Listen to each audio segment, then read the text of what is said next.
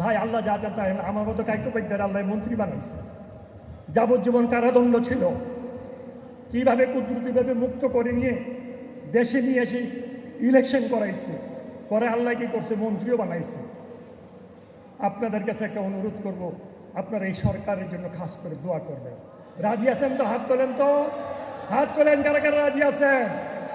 তারেক রহমানের জন্য হাত দোয়া করবেন, আল্লাহ পাক ওনাকে সমস্ত ষড়যন্ত্র থেকে হেফাজত করেন, আল্লাহ পাক যেন ওনাকে সমস্ত ষড়যন্ত্র থেকে হেফাজত করেন। উনার বিরুদ্ধে বিরাট ষড়যন্ত্র, কারণ উনি জিয়া রহমান সাহেবের ছেলে, উনি খালেদা জিয়ার ছেলে, উনি ইসলামের একজন প্রেমিক, উনি আলেমদের, মুয়াজ্জিনদের, ইমামদের সম্মান করেন, মুসলমানদেরকে মন দিয়ে ভালোবাসেন, তাই না ভাইয়েরা আমার? ঠিক তো? এবং এমন একজন রাষ্ট্রপতি আমাদেরকে আল্লাহ পাক দান করেছেন, যিনি অত্যন্ত সহজ সরল মনের অধিকারী। স্যান্ডেলিনা সো, রূপচর্চায় আভিজাত্য। কালকে ওনার বাসায় গেছিলাম, আমি যখন আমার স্ত্রীকে গিয়ে বললাম মহান রাষ্ট্রপতি আমাকে ফলটা উঠাই দিচ্ছেন, আমার স্ত্রী অভিভূত হয়ে গেছে। উনি তো আগের মতোই আছে। আমি বললাম যে আগের মতো তো আছে না, আগের চেয়ে আরো বেশি সহনশীল হয়েছে, সহানুভূতিশীল হয়েছে। ভাইয়ের আবার আপনাদের কাছে আমি বক্তব্য রাখবো না, আজান হওয়ার পরে মুসলমানের কোনো কাজ থাকে না, কথা বলার কোনো ব্যবস্থা থাকে না, তাই না ভাইয়েরা আমার? আমি দুইটা ওয়াদা করবো আপনাদেরকে। আমরা কি মুসলমান না?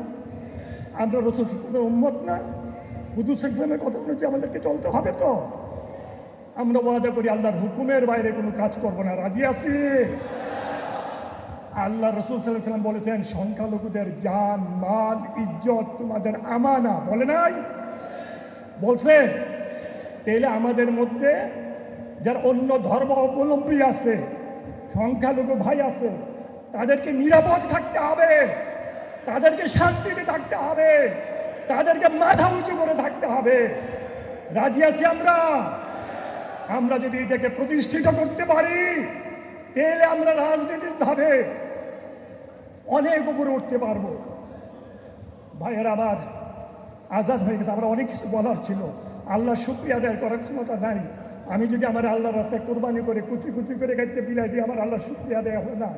আমার মতো কাইকোপাধ্যায়ের যাবজ্জীবন কারাদণ্ড থেকে মুক্তি করে নিয়ে দেশে এমপিও বানাইছে, মন্ত্রী বানাইছে। আমি আপনাদের একজন কামলা, আমি আপনাদের একজন খাদেম। যে কোনো সময় যে কোনো মুহূর্তে আপনারা আমার বাসায় আসবেন, আমাকে তারেক জিয়া সাহেব আপনাদের খাদেম হিসাবে নিয়োগ করেছেন। যতক্ষণ আল্লাহ পাক রাখবে ততক্ষণ আপনাদের খাদেম হিসেবে খেদমত করে যাব।